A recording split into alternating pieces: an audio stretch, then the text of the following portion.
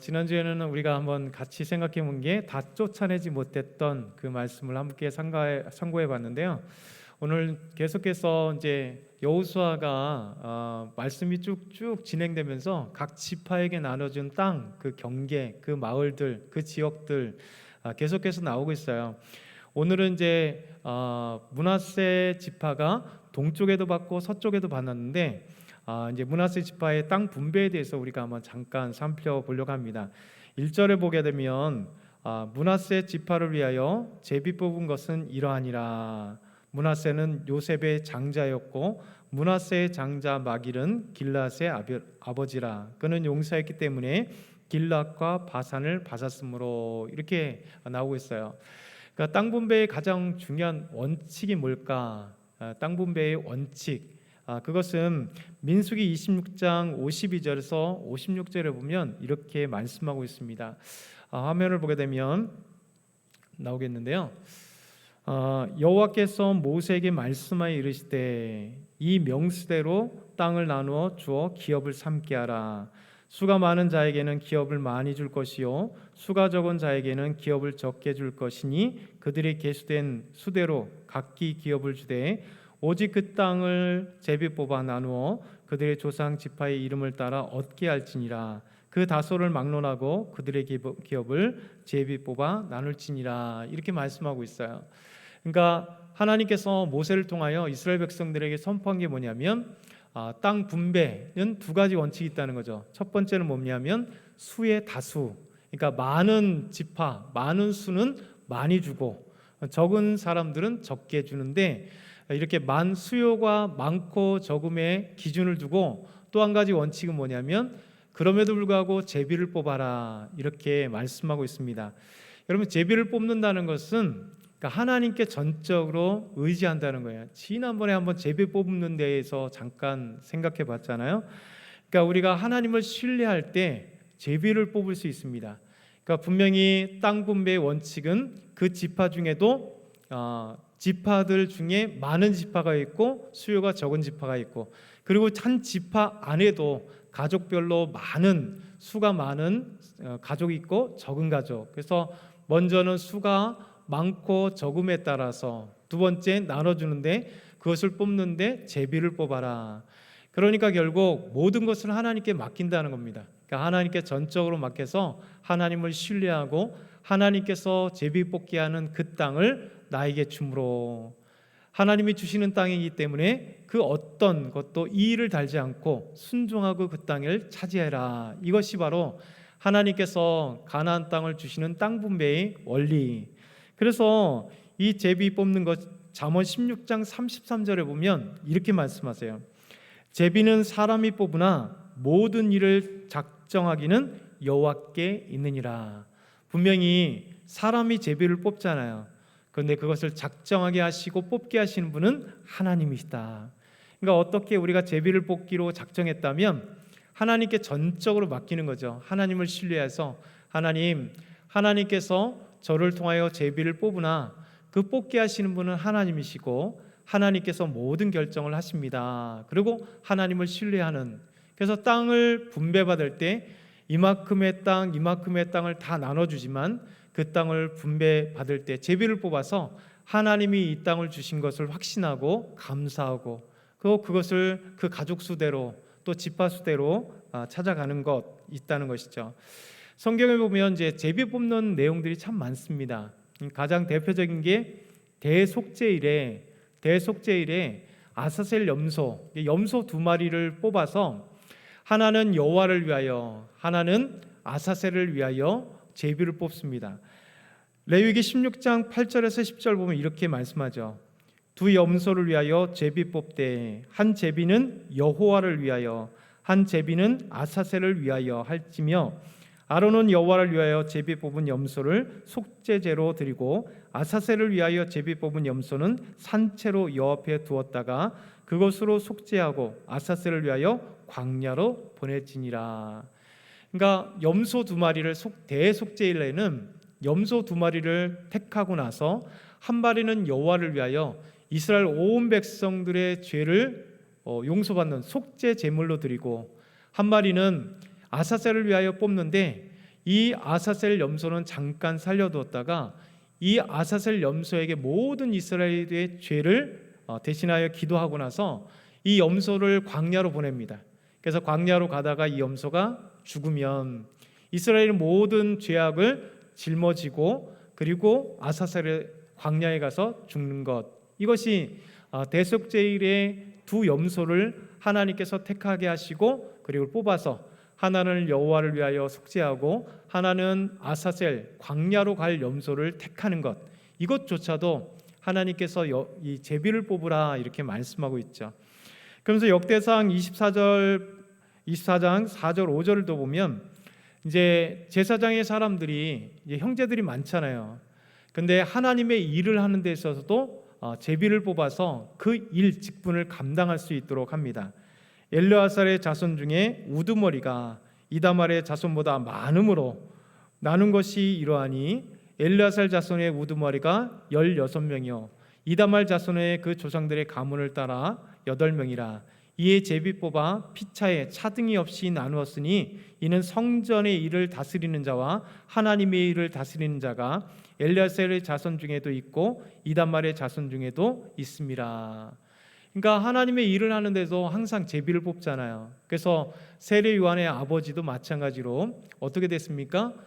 지파들 중 레위인 중에 제비 뽑아 대제사장의 직무를 감당할 사람.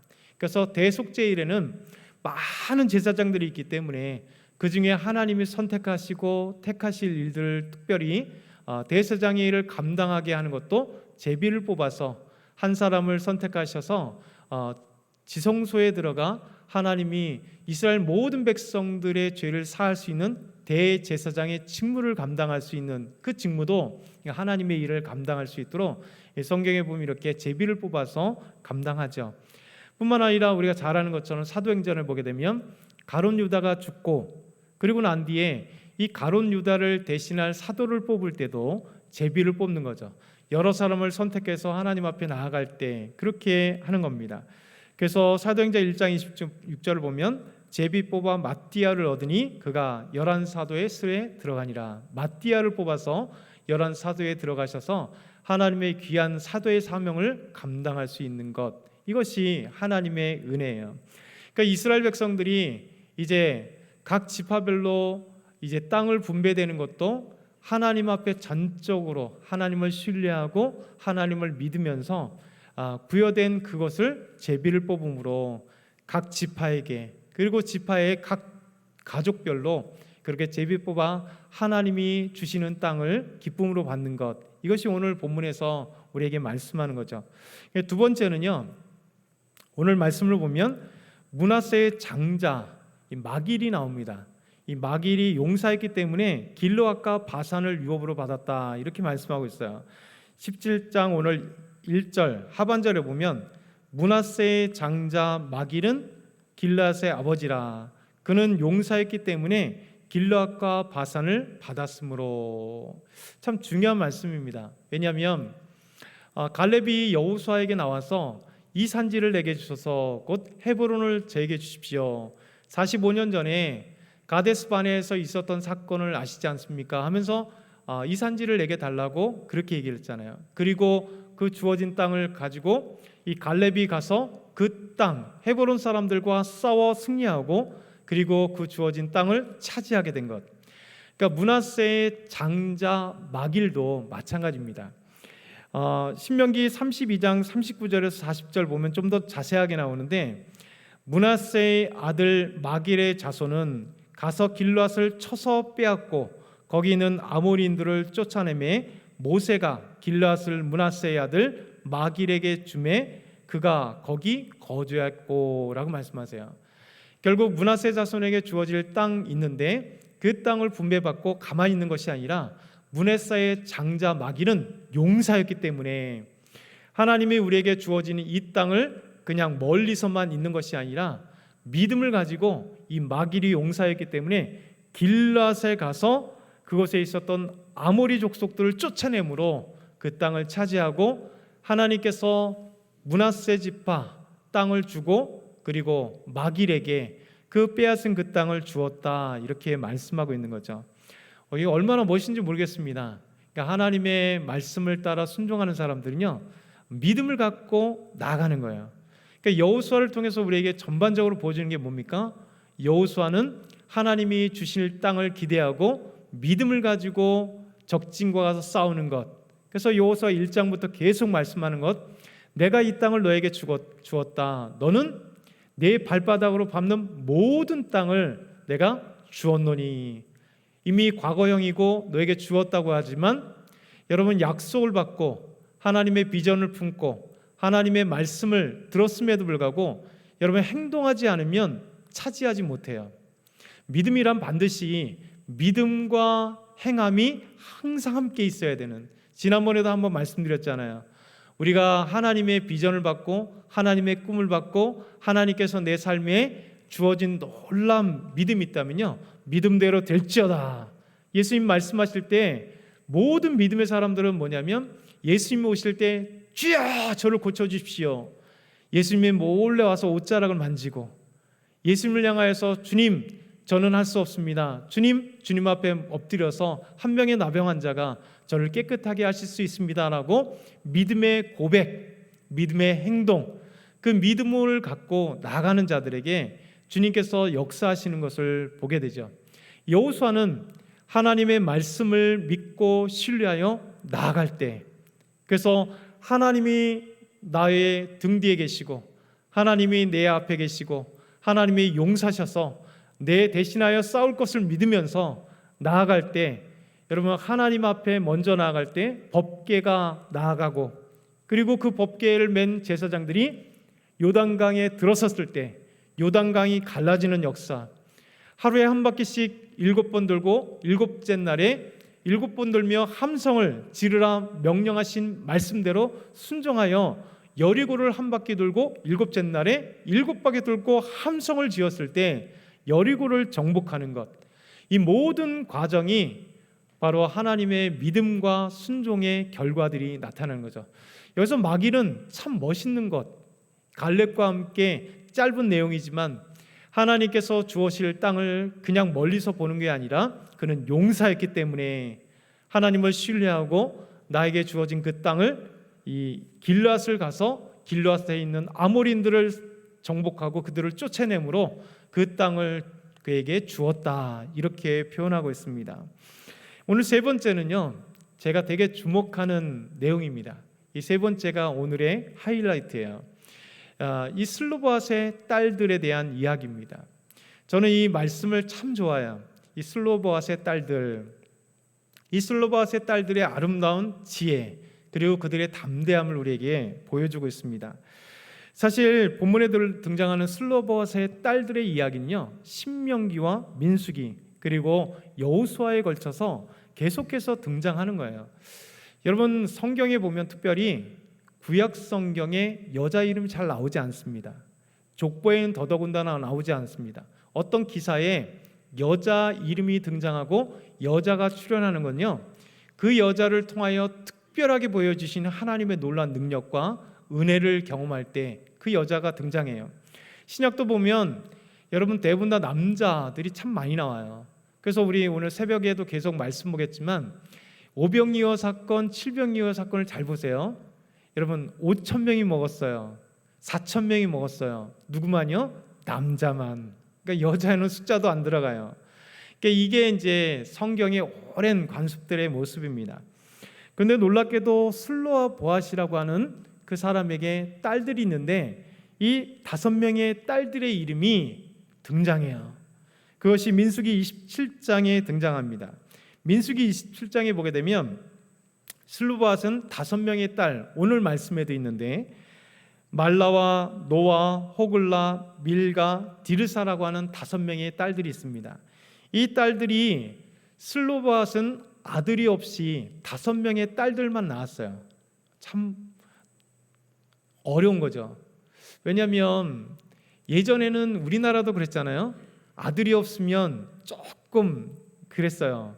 그렇죠? 그래서 아들을 낳으려고 부단히 애를 썼습니다. 그러니까 여러분의 주변이나 혹시 여러분도 있을지 모르겠고 여러분의 주변들이 많이 있을 거예요. 저도 저희 동네에 5명의 딸들이 있습니다. 그러니까 5명을 제 큰 친구가 저하고 동창인데 그 밑으로 쭉쭉 딸 달라서 결국은 5명째 아들을 낳았어요. 그러니까 계속 아들을 낳기 위해서 엄청 노력했잖아요. 성경도 보면요, 아들이 항상 중요했기 때문에 모든 재산, 모든 유업의 중심이 아들이었기 때문에 여러분 아들이 되게 중요합니다. 그런데 오늘 나오는 슬로밧의 딸들이 이 놀라운 사건을 바꿔버린 귀한 말씀이에요. 슬로밧은 아들을 낳지 못하고 딸들만 낳았습니다. 그런데 이 슬로밧이 죽고 난 뒤에 므낫세 지파였던 이 슬로밧의 딸들이 어느 날 모세와 대제사장 엘르아살 그리고 지휘관들과 온 회중 앞에 나옵니다. 그리고 이렇게 청해요.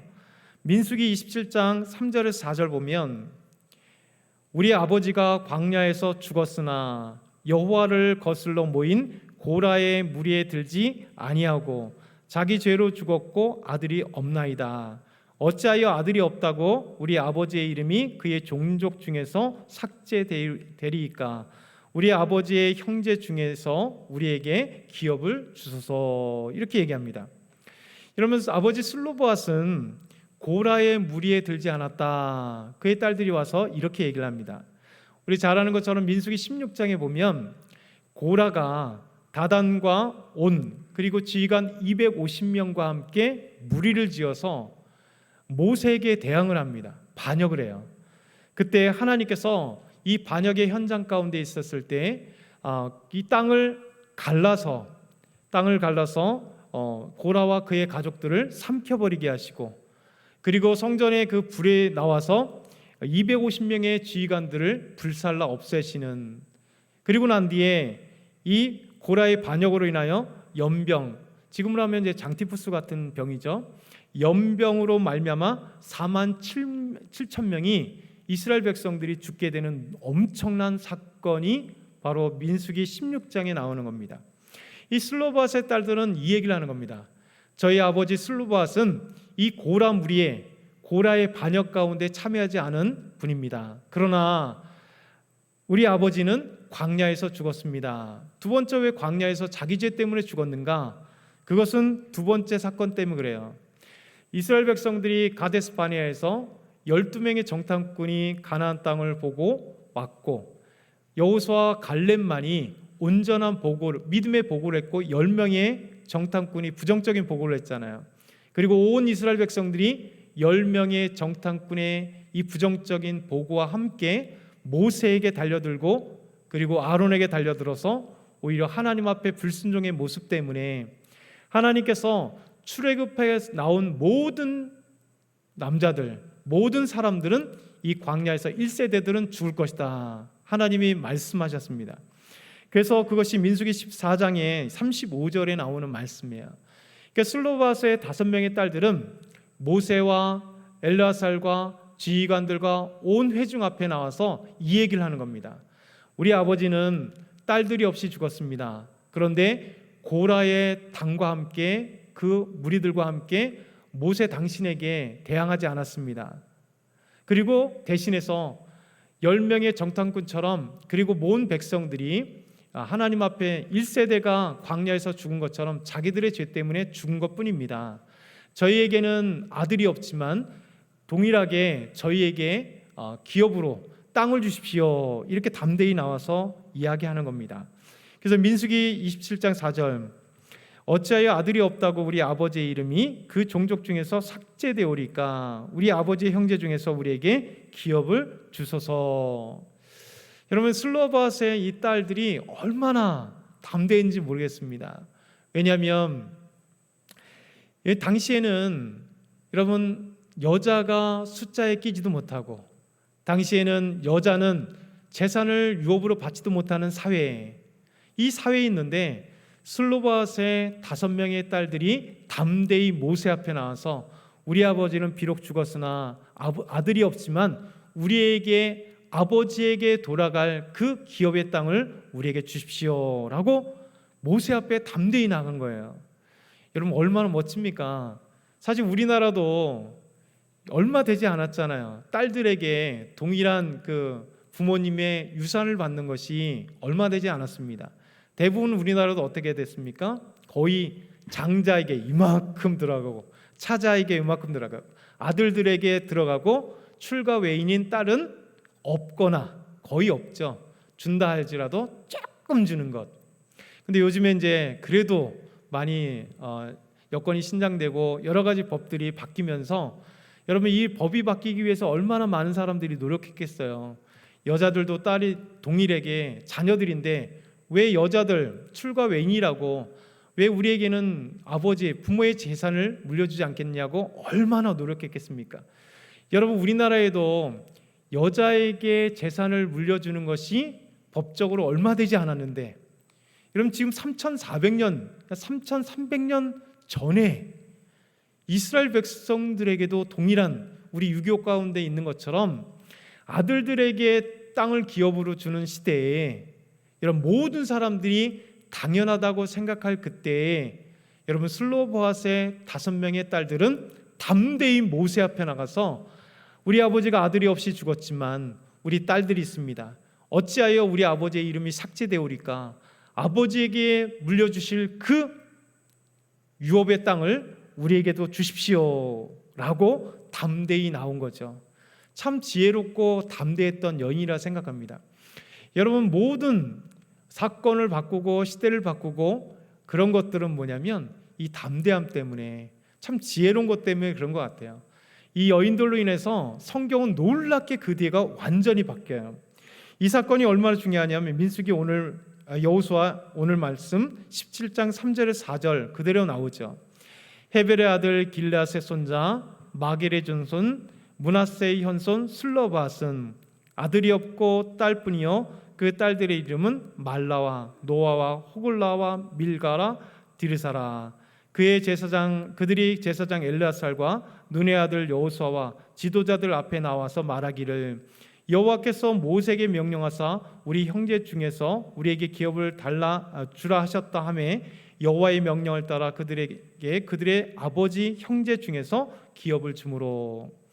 여러분 그 전에 모세가 살아있을 때 이 5명의 슬로바 딸들이 모세와 엘르아살과 지휘관들과 온 회중 앞에 나가서 담대히 얘기했습니다.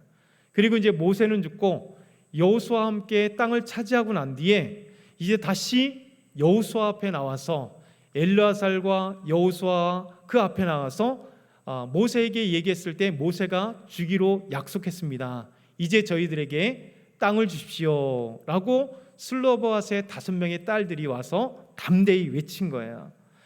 그러면서 이 사건이 정말 중요한 민수기 36장 9절에 보면 이렇게 다시 이야기합니다. 슬로보앗의 딸들에게 하나님이 첫 번째 땅을 기업으로 주시고 그 기업을 잃어버리지 아니하도록 하나님이 특별히 명령하세요. 그것이 민수기 36장 6절에서 9절 말씀입니다. 슬로보앗의 딸들에게 대한 여호와의 명령이 이러하니라. 여러분 모세에게 나와서 슬로보앗의 딸들이 땅을 요구한 사건이 얼마나 혁신적이었고 대단하냐면 하나님이 명령을 하세요. 그래서 하나님이 특별히 지금까지 있지 않았던 놀라운 사건을 하나님이 명령으로 곧 율법의 말씀으로 확정지어서 너희들에게 슬로보앗 딸들에게 땅을 주어라. 그리고 이 딸들이 땅을 빼앗기지 않는 땅을 소유해서 영원히 기업을 받을 수 있도록 그것을 유지할 수 있는 방법이 바로 이것이다 얘기합니다. 슬로보앗의 딸들은 마음대로 시집가려니와 오직 그 조상 지파의 종족에게로만 시집갈지니 그리하면 이스라엘 자손의 기업이 이 지파에서 저 지파로 옮기지 않고 이스라엘 자손이 다 각기 조상 지파의 기업을 지킬 것이니라 하셨나니 이스라엘 자손의 지파 중에 그 기업을 이은 딸들은 모두 자기 조상 지파에 종독되는 사람의 아내가 될 것이라. 그리하면 이스라엘 자손이 각기 조상의 기업을 보존되게 되어 그 기업이 이 지파에서 저 지파로 옮기게 하지 아니하고 이스라엘 자손 지파가 각각 자기 기업을 지키리라. 이 얘기가 뭐냐면 간단하게 이런 얘기입니다. 슬로바스의 딸들 너희에게 기업을 줄 거야. 근데 너희들은 마음껏 시집 가지만 너희 지파 안에서 가라는 거예요. 왜냐하면 이스라엘 백성들에게 이제 12지파에게 땅을 주는데 각 지파별로 땅의 분배가 경계가 있어요. 이 땅은 그 지파가 영원토록 하나님께서 주시는 땅입니다. 기업으로 주시는 땅. 땅의 주인은 하나님이지만 그 이스라엘 백성들 각 지파에게 맡겨주시는 땅이에요. 그렇기 때문에 이 지파 땅은요, 다른 지파가 살 수도 없고 차지할 수도 없는, 하나님이 각 지파에게만 주고, 그래서 그 지파 안에서도 여러분 나중에 보겠지만 레위기에서 또 우리에게 율법에서 우리에게 뭐라고 말씀하냐면 너희들의 회년, 희년이잖아요. 50년 희년의 놀라운 법이 있습니다. 돈이 없어서 자기 땅을, 하나님이 주신 이 땅을 다른 사람에게 전당 맡기거나 아니면 팔았다 할지라도 50년 희년이 되면 다시 그 가족에게로, 그 지파에게로 땅이 되돌아와서 새롭게 시작하는 하나님의 놀라운 법이 땅의 법이에요. 왜 그러냐면 땅의 주인은 하나님이시고, 땅의 주인은 하나님이시고 그 지파들에게 하나님이 분배해 주셔서 그 땅을 관리자로 이스라엘 지파들에게 주신 거거든요. 그렇기 때문에 놀란 혁신적인 사회복지 혁명이에요. 왜냐하면 하나님이 그 구제 방법들을 주시지 않았다면 여러분 어떻겠습니까? 사람은 경제적인 논리 때문에 자기에게 주어진 이 가업, 땅, 이것도 어떤 때 돈 있을 때는 계속해서 그 땅을 유지하지만 돈이 없거나 없어지면 이 땅을, 하나님이 대대손손에게 주어진 이 땅을 팔아먹거나 없앨 수 있거든요. 여러분 그러면 문제가 생깁니다. 하나님은 이것을 대비하기 위해서 희년이 되면 다시 종으로 팔려 들어갈지라도 자유인이 되고, 땅이 그 종족에게, 그 지파에게 허락된 땅이 다른 곳에 갔을지라도 다시 돌아오게 하셔서 새롭게 시작하시는 하나님의 은혜가 있는 겁니다. 그래서 슬로바스의 5 딸들에게 너희들은 너희 종족 므낫세 지파 사람들에게 시집을 가라. 그러면 너희에게 허락된 그 땅이 없어지지 않는다. 이 지파에서 다른 지파로 가지 않을 것이다. 이렇게 말씀하고 있습니다. 그래서 슬로바스의 5 딸들은 하나님이 말씀하신 대로 순종하여 이제 각 자기 지파 므낫세 사람들에게 시집을 가요. 그것이 신명기 36장 10절에서 13절 그 뒤 말씀인데, 슬로바스의 딸들이 여호와께서 모세에게 명령하신 대로 행하니라. 슬로바스의 딸 말라와 디르사와 호글라와 밀가와 노아가 다 그들의 숙부의 아들들의 아내가 되니라. 그들이 요셉의 아들 므낫세 자손의 종족 사람의 아내가 되었으므로 그들의 종족 지파에 그들이 기업이 남아 있었더라. 이는 여리고 맞은편 요단강 요압 평지에서 여호와께서 모세를 통하여 이스라엘 자손에게 명령하신 계명과 율례이니라. 참 멋있잖아요. 이 귀한 슬로바스의 5명의 딸들에게 땅을 기업으로 줄 것이고 그 기업이 없어지지 않도록 너희들은 므낫세 지파 안에서만 시집가라 했더니 하나님의 말씀에 이 5명의 딸들은 순종하여서 자기 숙부의 아들들 곧 사촌들과 함께 결혼해서 그 땅을 아름답게 유지하는 것. 그러니까 우리는 지금 이제 자꾸 요거를 벗어나야 된다고 말씀드렸어요. 우리의 개념으로 하면 사촌끼리 어떻게 결혼해?라는 것. 성경에는 사촌들끼리도 결혼합니다. 그리고 예전에는 많이 가족끼리도 많이 결혼했어요. 그래서 아름답게 이 땅을 지켜나가는. 그래서 여러분 슬로바스의 아름다운 이 여인들의 모습이 첫 번째는 뭐냐면 그 당시에 아들들에게만 기업이 돌아가는 것을 담대함이 있어서 모세에게 나가서 우리 아버지의 기업으로 온 것을 저에게 주십시오. 그리고 그 땅을 기업으로 받는 담대함 그리고 지혜로움, 이것을 통해서 하나님은 율법을 통하여 제정하시는, 슬로보아스의 딸들에게 이제 딸들에게도 기업을 주어라. 땅을 기업으로 주어라. 그리고 너희들은 한 족속, 같은 족속에게 시집감으로 그 땅을 잃어버리지 말아라 하고 하나님께서 율법의 말씀을 제정하게 하시는 이 혁신을 일으킨 것이 바로 슬로보아스의 딸들이에요. 여러분, 이 놀라운 율법이 나중에 어디서 또 발휘되냐면 이 슬로보아스의 딸들에 의해서 만들어진 법이 룻기에 나옵니다. 룻기에. 여러분, 이 룻기에 나오는 이야기가 기업 물을 자라는 의미예요. 슬로보아스 딸들에 의해서 제정된 것이 기업 물을 자. 곧 율법의 말씀이 뭐냐면 이 땅을 가지게 됐는데 만약에 남자들이 다 죽었을 때 이 땅을 어떻게 되느냐? 며느리나 아니면 딸들이 기업물을 같은 지파의 가장 가까운 친족과 결혼함으로 그 지파의 땅을 계속해서 유지하는 것. 그래서 우리가 잘 아는 것처럼 나오미와 룻이 모압에서 돌아옵니다. 그의 고향은 베들레헴, 유대 땅 베들레헴이었기 때문에 베들레헴에 돌아요. 나오미의 아내 남편이었던 엘리멜렉은 유대 지파였고 그래서 베들레헴에 그의 땅이 있었습니다. 그 남편들은 다 죽었잖아요. 기론과 말론, 아들들도 죽고 남편도 죽고, 그러나 며느리 하나 룻을 데리고 고향 땅으로 돌아왔는데 그러면 아들들에게 유업으로 받아야 될 땅이 없는 거예요.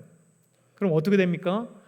나오미는 이제 새로 결혼할 수 없고 룻을 결혼시켜야 되고, 그리고 엘리멜렉과 자녀에게 줄 그 기업의 땅을 이제 룻에게 주어야 되는데 룻은 여자기 때문에 그것을 얻을 수가 없는 거예요.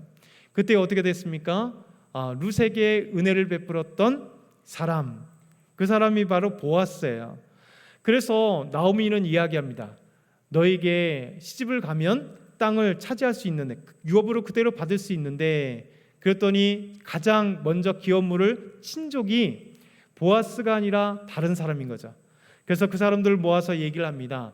여러분 중에 이런 사정이 있는 나오미, 남편도 죽고 아들도 죽고 며느리와 함께 했는데 보아스, 엘리멜렉이 받아야 될 그 기업의 땅을 물을 수 있는 사람이 친족이 있는데 이 친족, 이 땅을 기업으로 받으려면 룻과 결혼을 해야 됩니다 했더니 주판을 튀겨보니까 기업물을 가장 가까운 사람들이 저는 룻과 결혼하지 않겠습니다. 그 땅을 받지 않겠습니다.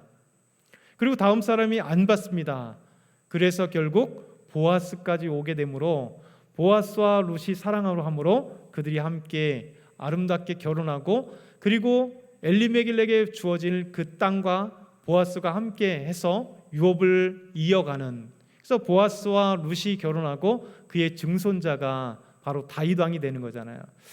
여러분, 이런 놀라운 사건이 오늘 본문 슬로보아스의 5명의 딸을 통해서 우리에게 보여지는 거예요. 성경은 이 모습을 보면서 참 슬로보아스의 딸들이 얼마나 지혜롭고 참 그 시대에 모두 다 아니라고 할 수 없다라고 하는 것에 용기를 내어서 모세 앞에 나와서 우리가 아들이 없다고, 우리 아버지가 없다고, 우리에게 주어질 이 땅을 외면하지 마십시오. 저희들에게도 기업을 주십시오. 이 슬로보아스의 5명의 딸들에 의해서 하나님의 마음이 움직였잖아요. 그래서 모세를 통해서 땅을 주게 되고, 그 땅을 계속해서 너희가 받을 수 있는 방법은 종족에게만 같이 결혼해라.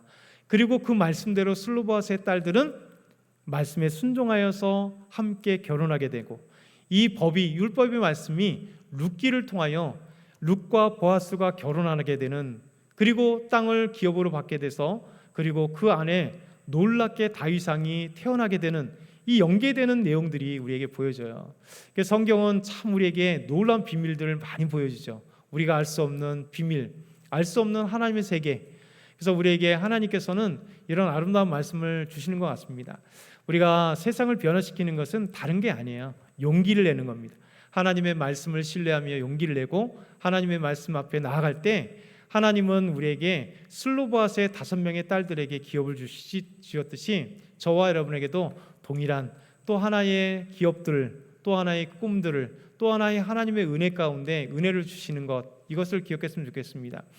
이제 여호수아는 땅 분배 때문에 하도 내용이 그렇게 많지는 않아요. 땅 분배 쭉 내용인데 중간중간에 놀란 기가 막힌 내용들이 하나 탁 던져져요.